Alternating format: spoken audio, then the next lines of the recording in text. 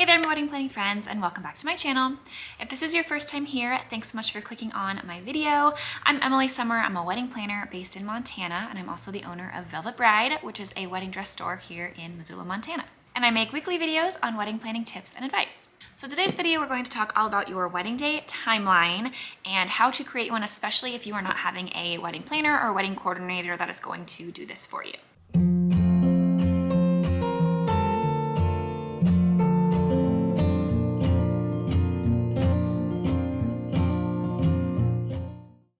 So I've done a video on wedding day timelines in the past. It's a little bit of a lengthier, more detailed video, so if you want to watch that, I'll go ahead and link that above. But today's video is going to be a more simplified version of that, hopefully make it a little bit less confusing, a little bit easier, and a little more straightforward, as these are the actual steps that I take when it comes to making wedding day timelines for my clients. So without further ado, here are 5 steps to making your wedding day timeline. So the number one thing that is going to play a role in your wedding day timeline and kind of your starting point for the entire wedding day schedule and timeline is your ceremony start time. It's going to be the beginning piece of the puzzle that everything else is going to kind of fall in line with. So most commonly, if you are having a wedding in the summer and you're doing an outdoor wedding, I mean indoor or outdoor really, the most common ceremony start times are anywhere between 4 p.m. and 5 p.m. Sometimes 3:30, sometimes 5:30, but I would say most of my clients have a wedding between 4 and 5 p.m. This is totally your personal preference, and it might depend on the location of your wedding, if it's going to be inside or outside, where the sun sets where you are getting married, and all those little factors that might come into play. The main thing to think about too when you are considering the start time for your ceremony is the amount of people in your bridal party and the amount of time you're going to need to get ready. Obviously, the earlier your ceremony start time, the earlier you're going to have to start getting ready. And then on the other end, you also want to think about how late you want to have your reception going, what your priorities are. If having a fun party dance floor is really important to you and you want to kind of maximize the amount of time that you have your dance party happening and have on kind of the more party end of your wedding, then having an earlier ceremony start time is going to be conducive to extending your reception length. So that's going to be the number one thing that you do. So number 2 then is to figure out when your ending time is. So maybe this is based on when your venue requires you to be done, or maybe this is just the ending time that you want to be done and have everyone leave at the end of the night, or maybe it's you're having an after party. So your reception has to end at a certain time in order for your after party to start at a certain time. So after you figure out your ceremony start time, you want to figure out your ending time. Be sure to fully understand your venue policy as far as the ending time, and understand that if they give you a deadline, say 11 p.m. for example, that is 11 p.m. when the music has to stop, or is 11 p.m. when everything and everyone has to be out.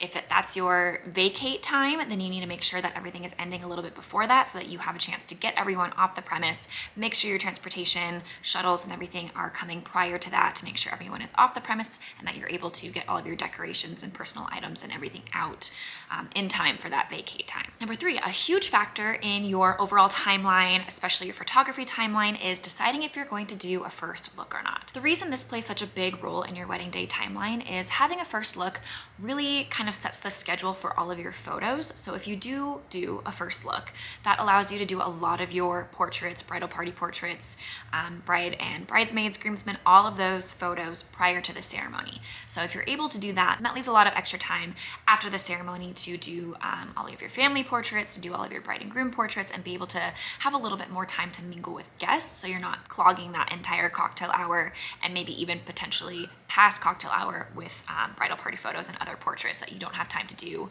prior to your ceremony. So I'm a huge proponent of doing a first look. In fact, I've got a video all about that as well if you want to learn a little bit more about why you should do a first look. So that's going to be number 3. After this, let's lead into number 4, which is going to come up with your overall kind of beauty and getting ready schedule. So once you have your ceremony start time, and if you are doing a first look or not, you should have a pretty good idea of when you need to be completely photo ready and dressed and hair and makeup all done. So you're gonna kind of work backwards from that when it comes to setting up your beauty schedule. So let's say you have a ceremony start time at 4 and you do decide to do a first look. Typically, first looks will happen about 2 hours or so prior to the ceremony start time. So that's kind of an estimate that you can use, and this is something to discuss with your photographer, or if you are having a wedding coordinator or wedding planner, to discuss that with them when it comes to actually building out your wedding day timeline. But that's kind of a rough estimate to go by. So say your ceremony start time is at 4 p.m. That means your first look would be roughly around 2 p.m. So that means you're probably going to do a little bit of bridal portraits and maybe, if time allows, some bride and bridesmaids portraits prior to that first look. So you want to probably be completely hair and makeup done by 1:15. So then you kind of work backwards from that, depending on how many bridesmaids you have, mothers, additional women that are going to be getting hair and makeup done, kind of estimate for each of those gals, and that will give you your starting time for when hair and makeup will start. Again, this is something that you will discuss with your beauty team, as they will have a good knowledge of how much time they need per guest or per bridal party member, and everybody that's going to be involved, whether they are having an assistant come with them to assist with hair or makeup.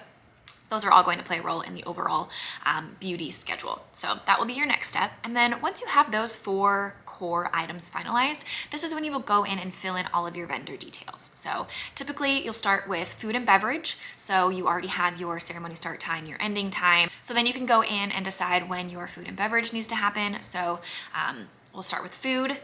Once you have your ceremony start time figured out, if you're doing it in the same location, typically dinner will be roughly about 2 hours from the ceremony start time. So you'll have your cocktail hour after your ceremony, and you'll have a little bit of buffer time there to get guests seated, do a grand entrance if you're doing that, bridal party, introductions, and all of that prior to having your dinner start time.